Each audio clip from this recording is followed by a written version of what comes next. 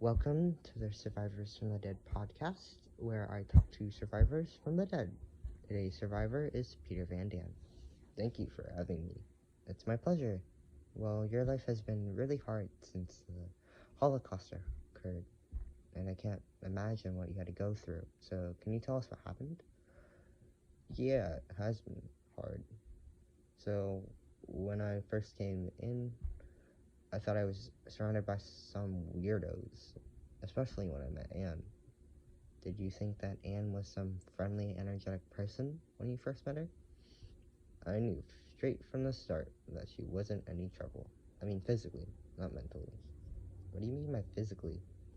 I mean, she kept on creating problems that would drive everyone crazy, and they started to develop hatred towards her. I also did too. I called her mean things like Mrs. Quack Quack and other things that I don't want to mention. That's kind of weird to call someone that if you think about it. Did you think she was crazy? I felt she was, but it was kind of a normal thing when she kept on doing it. I remembered you had a cat named Mushi. I did have a cat. He was my best friend. I would bring him everywhere in the annex. I would bring him downstairs to eat food. I would bring him back upstairs to put him in the container that Mr. Frank gave me when I first entered the annex. I played with him every single day. I also,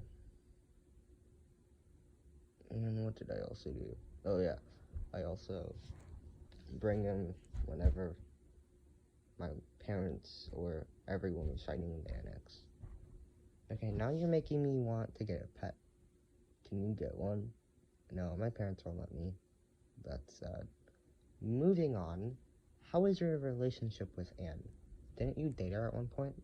I did date her. I think she helped me find out who I really was.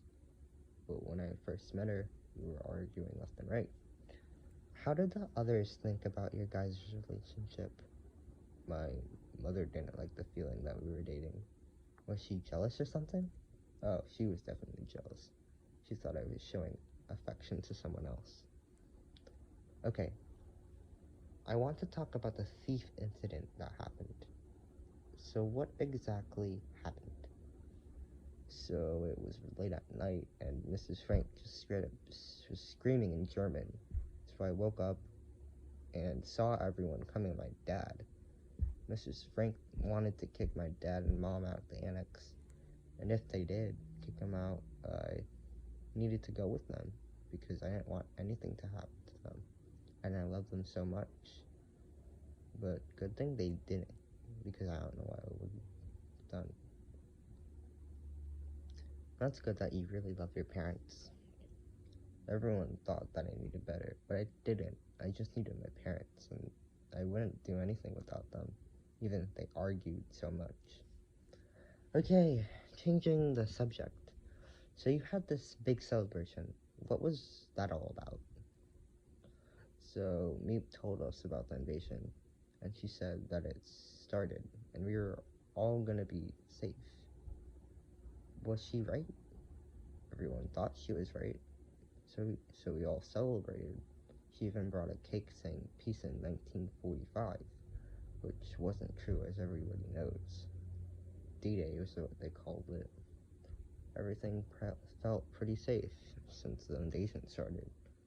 Then the Germans started to take action and started to kill a lot more Jews since the invasion started, because they probably knew they were dead at that point. So they searched everywhere, and we heard noise coming from the outside of the annex. We were all quiet so they wouldn't hear us until the phone rang.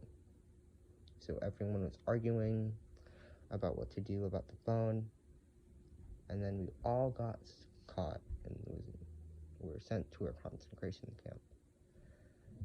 The only person that survived was Mr. Otto Frank.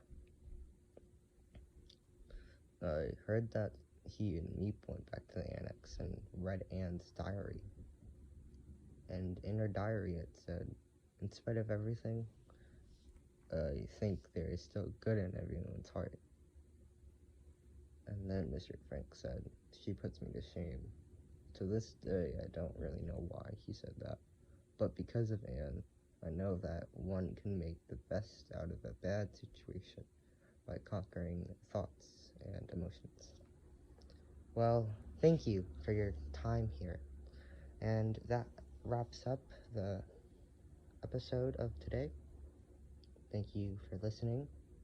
And thank you, Peter, for coming here. It's my pleasure. And see you later, I guess. Bye-bye.